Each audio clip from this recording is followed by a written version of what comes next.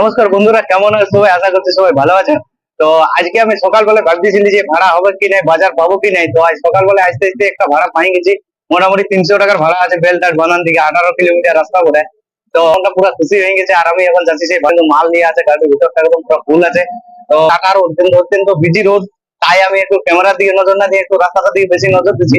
এখন পৌঁছে গেছি মাচার থেকে আর প্রায় বেলটা রয়েছে 4 কিলোমিটার মতন। আর 4 কিলোমিটার গেলে কিন্তু আমার ভাড়াটা কমপ্লিট। আজকের মতন 300 টাকা হয়ে যাবে। আসতে আসতে আরো যদি 1-200 টাকা পাই তাহলে 500 টাকা কমপ্লিট। ঘর থেকে আসার সময় কিন্তু খাবার কাছে ভুলে গেছি। আর এখন এই মাচা ফিরে কিন্তু আমার প্রচন্ড পরিমাণে খিদা লেগে গেছে।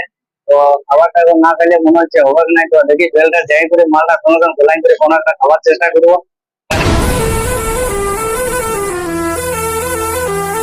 ফাইনালি বেলটার পৌঁছে গেছি এবারে। তো পৌঁছার পরে এখন এই যে দোকানটা দেখতে পাচ্ছ তোমরা, এই দোকানটার মধ্যে কিন্তু আমি মালটা নামান দিব।